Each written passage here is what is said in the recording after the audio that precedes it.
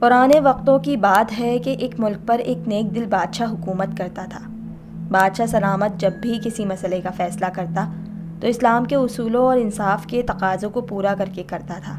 وہ بادشاہ نہ صرف انصاف پسند تھا بلکہ وہ اپنی عقل مندی میں بھی اپنی مثال آپ تھا۔ بادشاہ سلامت بہت سی جنگوں میں اپنے غداروں کو اپنے بہترین حکمت عملی کے ذریعے اس طرح شکست دیتا کہ بڑے بڑے جنگجو اس کے سامنے لڑکھڑا جاتے۔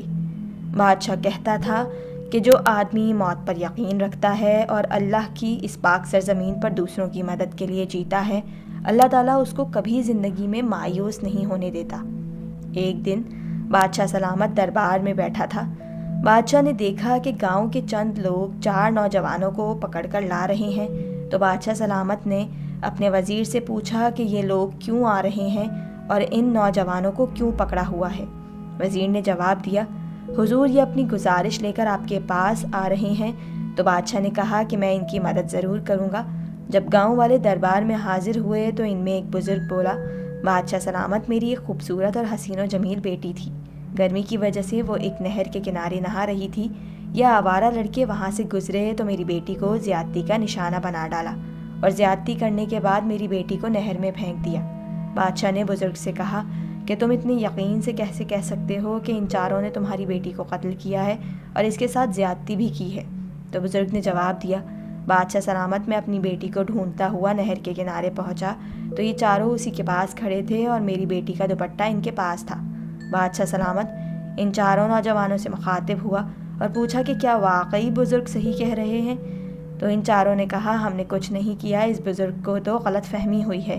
جب بادشاہ سلامت نے دیکھا کہ 4 لڑکے اپنا جرم تسلیم کرنے کے لیے تیار نہیں ہیں تو بادشاہ نے حکم دیا کہ 4 پیالے دودھ کے حاضر کیے جائیں۔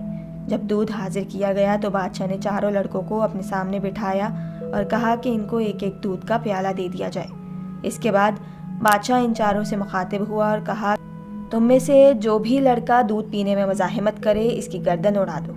اب ان کے پاس 2 ہی راستے تھے، یا تو دودھ پیتے یا گردن تن سے جدا کرواتے۔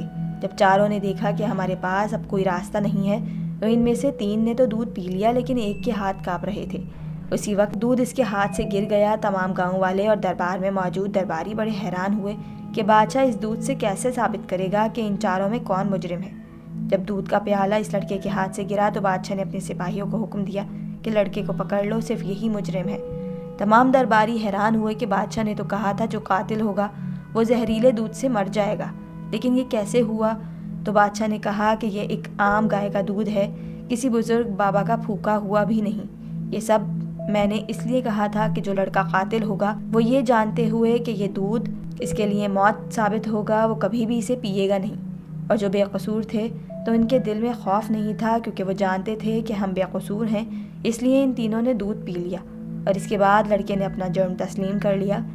بادشاہ نے پوچھا کہ حقیقت میں کیا ہوا تھا، تو اس نے بتایا کہ اس بزرگ کی بیٹی نہر کے قریب نہا رہی تھی۔ جب میں وہاں سے گزرا تو اس بزرگ کی بیٹی کو دیکھ کر اپنے نفس کو قابو میں نہ رکھ سکا اور اس لڑکی کے ساتھ زیادتی کی۔ جب وہ بہت زیادہ چلانے لگی تو میں نے اسے نہر میں دھکا دے دیا، پھر وہی ڈوب کر مر گئی۔ لڑکی کی چیخ سن کر یہ تینوں بھاگتے ہوئے آئے، لیکن میں نے ان کو کہا کہ ایک لڑکی ڈوب رہی تھی، مدد کے لیے پکار رہی تھی، لیکن تمہارے آنے میں دیر ہو گئی اور اس لڑکی کا دوپٹہ میرے ہاتھ میں رہ گیا۔ یہ سن کر بادشاہ سلامت نے اس لڑکے کو پھانسی کا حکم دے دیا، اور پھر اس کے بعد اس بزرگ نے کہا کہ بادشاہ سلامت، جب تک آپ جیسے حاکم اس دنیا میں ہیں کوئی بھی غریب نہیں ہے۔